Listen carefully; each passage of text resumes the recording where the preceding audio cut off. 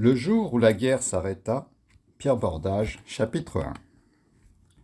L'étrange lueur des yeux de l'être déchirait la pénombre qui estompait la voûte et les murs. J'ignorais où j'étais, qui j'étais. Un souffle ténu, insaisissable, me chantait avec obstination que je me réveillais dans le pays des hommes. Une seconde créature au poil noir et maladif somnolait, à demi enfoui sous le vêtement de l'être allongé. Un homme, sans doute, qui, à geste engourdi, se désaltérait au goulot d'une cruche de verre. Le liquide rouge dégoulinait de son menton hérissé et retombait sur le sol dur et froid où il se vautrait en flaques vénéneuses et luisantes. L'homme parvint à extraire un minuscule bâton d'une petite boîte et à l'enflammer en le frottant sur le mur. Le feu gifla son visage et raviva la braise du tube grisâtre coincé entre ses lèvres. Un nuage de fumée amère l'enveloppa. Ces gestes, cette situation, ces objets me semblaient familiers, mais je n'en saisissais pas la réalité. À certains, je pouvais accrocher un nom, à d'autres non, et, s'ils remontaient à la surface de mon esprit embrumé, c'était pour mieux s'envoler vers le ciel de mon oubli. La voix éraillée de l'homme lacéra le silence. « Qu'est-ce qu'un gosse de ton âge peut bien faire dehors à une heure pareille ?» Bien que cette forme de langage me fût totalement étrangère, j'en perçus au cœur la signification. Il y a des parents qu'on devrait mettre en tôle. Ces mots s'adressaient en réalité à ses propres parents, à ceux-là même qui lui avaient donné la vie.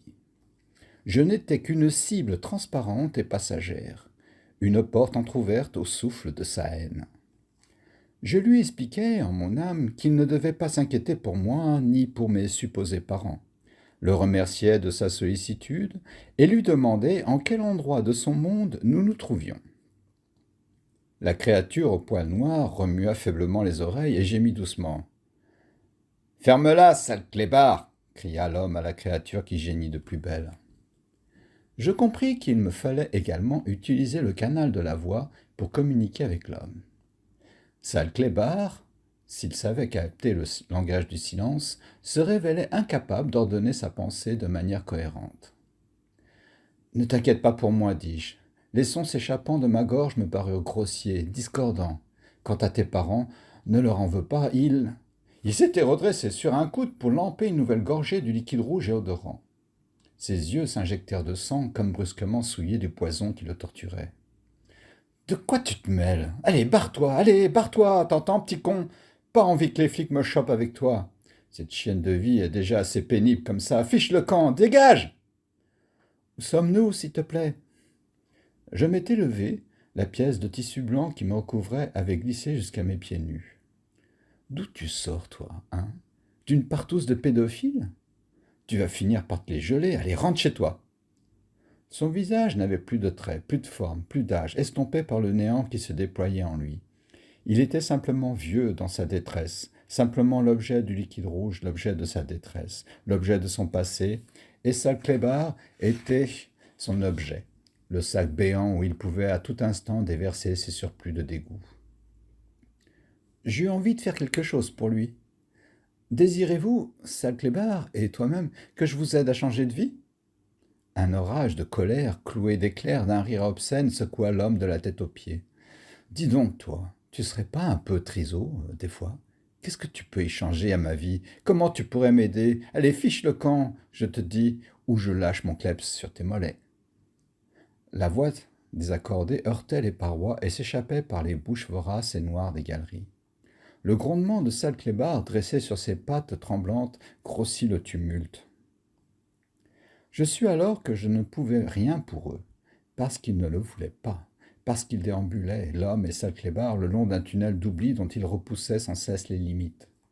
La mort était désormais l'unique seuil qu'ils acceptaient de franchir. Je les entourais de tout mon amour, puis, longeant une large fosse où brillaient 2 lignes parallèles, je me dirigeais vers une succession de marches endormies. J'entendis une dernière fois la voix de l'homme apaisé, assortie à la pureté de son désert intérieur. « On est dans le métro, petit. Le métro, à Paris. Et tu vas où ? Toutes les portes sont fermées à cette heure-ci. Tu pourras pas sortir. Ça caille de là-haut. Hé, reviens !» Sa clébard poussa également un hurlement déchirant. Je décelai dans son apparente désolation un chant infime de gratitude. Je parcourus des galeries, gravis quelques volets de marche, et je me retrouvai devant une grille de fer. Une sentinelle de matière dense dressée devant un escalier qui s'ouvrait sur le ciel étoilé. Un vent, à la laine de glace, engouffra dans mon vêtement, s'arc-bouta à mes jambes, mon ventre et mon cou. Je le priais de ne pas s'acharner sur ma peau que, de toute façon, j'avais rendu insensible à ses morsures. Il retint immédiatement ses lanières cinglantes, se fit souffle doux et chaud, me proposa même en sa tourmente de langage de me déposer à l'endroit de mon choix. Je le remerciai de son obligeance et lui répondis que, pour le moment, je ne savais pas où aller et que mes jambes suffiraient largement à mon errance. Je suggérai à la grille de me livrer le passage.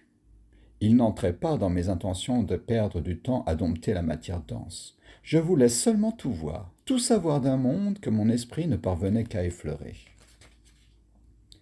La grille se laissa franchir sans difficulté, heureuse de poser un court instant son fardeau d'intraitable gardienne. Je m'imprégnais en montant l'escalier de chacun des pas qui, avant moi, avaient foulé la pierre usée. La nuit ensevelissait la ville. Les grappes d'étoiles serrées autour d'un halo blême et ronde, toutes sources de clarté, baissaient les murs et les toits des bâtiments de leurs lèvres pâles. Le boulevard, ainsi l'appelai-je, car j'avais avisé une plaque sombre portant son nom, était désert et silencieux. Je marchais au hasard, me nourrissant d'un environnement chargé de sentiments, d'émotions, d'histoire et de temps. Chaque avenue, chaque place, chaque niche, chaque statue me racontait par bribes la vie de ces hommes qui les avaient conçues, construites, habitées, admirées, détestées. Ici et là, on s'était battu, haï, aimé, trahi avec une rage, une violence, une frénésie, une jouissance telle que la matière en était à jamais meurtrie. Je voyais des ombres flotter autour de moi, éternelles captives de conflits qu'elles ne cessaient d'engendrer. Tandis que j'étais absorbé dans la contemplation d'une arrogante bâtisse qui me parlait des tourments de la religion qu'elle abritait, un tumulte effroyable retentit dans mon dos.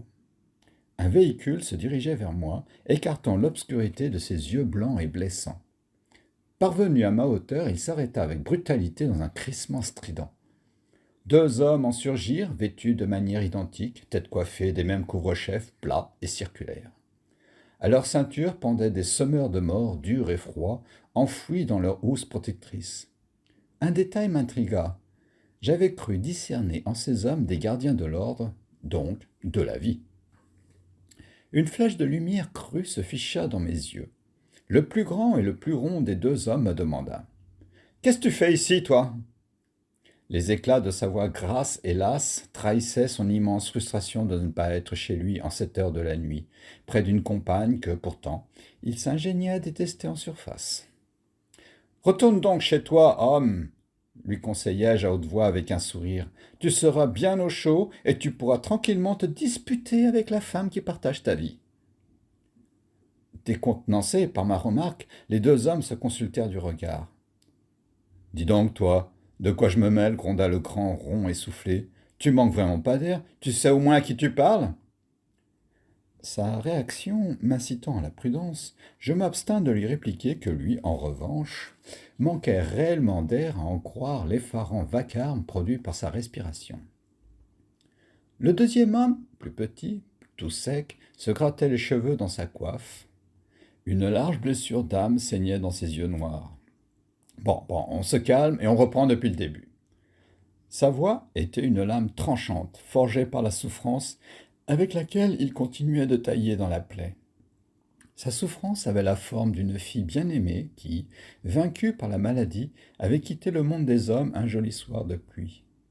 Elle s'était évadée par la fenêtre de la mort et, comme son pauvre père ne distinguait plus son âme maintenant qu'elle n'avait plus de corps, il s'imaginait qu'il ne la reverrait jamais.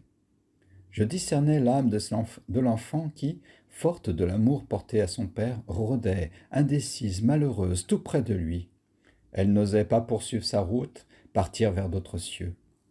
La perception partielle et la douleur chérie de l'homme qui lui avait donné la vie la maintenaient captive dans l'obscur et improbable couloir. Peux-tu nous dire où sont tes parents, où ils habitent, ce que tu fais en chemise et pieds nus dehors à cette heure-ci de la nuit?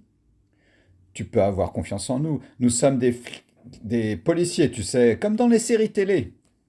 Il fait -10. Tu vas finir par attraper la mort, à te balader comme ça en plein mois de janvier. Il parlait avec sincérité. La pensée qu'il devait me secourir rejetait désormais au second plan les tourments qui le harcelaient. Je ne sais pas vraiment qui je suis, ni où je suis, ni même si j'ai des parents, et encore moins où ils habitent. Je ne sais plus lire en mon âme. Peut-être toi le sais-tu? Ces quelques paroles, que je m'étais appliqué à prononcer d'une voix amicale, eurent pour seul effet d'accroître leur embarras. T'as perdu la mémoire, c'est ça? Demanda le grand rond essoufflé. Il s'accroupit pour placer son énorme tête en face de la mienne. Toutes les articulations de son corps, déjà pétrifiées par l'avant-garde de la mort installée en lui, gémirent de concert. Tu devrais prier la mort de sortir de chez toi, où elle finira par penser que tu es réellement son territoire. Mais sans doute que je ne manque pas d'air et que je me mêle de ce qui ne me regarde pas. Tu désires sûrement lui faire le don de toi-même. Le grand rond se releva aussi vivement que le lui permettait sa corpulence et le délabrement de son corps. Bon, on l'emmène au poste. Son haleine était désormais imprégnée de la pestilence de la peur. Ben oui, on n'a pas le choix, il n'a pas l'air normal ce gamin. Je me demande s'il n'est pas camé, s'il ne sort pas tout droit d'une partouze de pédophiles. Peut-être qu'ils l'ont jeté à la rue après leur saloperie. Enfin, quelque chose comme ça. Il faut le faire examiner par le tout-whip de garde. L'autre homme a aussi parlé de partouze et de pédophile. Pouvez-vous m'expliquer ce que signifient ces mots, demandai-je. Viens avec nous. L'homme, petit et sec, me prit par l'épaule et m'entraîna avec douceur et fermeté vers le véhicule. Il me poussa sur le siège arrière, glissa autour de moi un ruban souple dont il inséra l'extrémité dans un socle, puis il s'installa sur le siège avant aux côtés de son équipier. L'engin fendit en grondant les rues désertes et sombres de la cité. J'avais l'impression que notre tapage allait arracher les autres hommes à leurs rêves et que je voyais planer informe au-dessus des toits. La fumée noire rejetée par le véhicule souillait la nuit où s'ébattaient les rafales de vent. En mon âme, je priais la machine de cesser d'émettre ces grossières déjections, une grâce qu'elle m'accorda volontiers. Bizarre la caisse, murmura le grand rond. On n'entend presque plus le moteur, et pourtant elle tourne impec. Faut quand même qu'on la mette en révision avant qu'elle nous claque dans les doigts. L'autre avait retiré sa coiffe, libérant une chevelure noire et bouclée, fragment de nuit au-dessus de très pâle et anguleux. « Ça va, petit, tu n'as pas froid? C'est ma casquette qui t'intrigue? Elle te plaît ?» Il tentait de m'être agréable, mais sa souffrance, brisant la digue de sa volonté, l'inondait de nouveau, se répandait dans sa tête, dans son cœur, dans ses entrailles. Pourquoi combattre la souffrance, dis-je? Accepte-la, accompagne-la, et un jour tu pourras la quitter comme on quitte une amie avec laquelle on a parcouru un long chemin.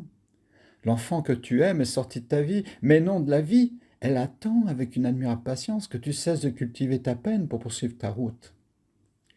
Il blêmit. Ses traits s'allongèrent, ses yeux noirs s'arrondirent, ses doigts tripotèrent nerveusement à la casquette. « Qu'est-ce que t'as dit? Comment? Comment tu sais ça, toi? Hé, Charlie, t'as entendu ça? Quoi? » Gros Charlie, préoccupé par le comportement de la bagnole, hanté par la terreur de la mort et la peur de la panne, n'avait rien entendu. « Ce que vient de dire le gamin? » « Quoi? Qu'est-ce qu'il a dit? » Le petit sec vissa sa casquette sur sa tête et me lança un coup d'œil perplexe.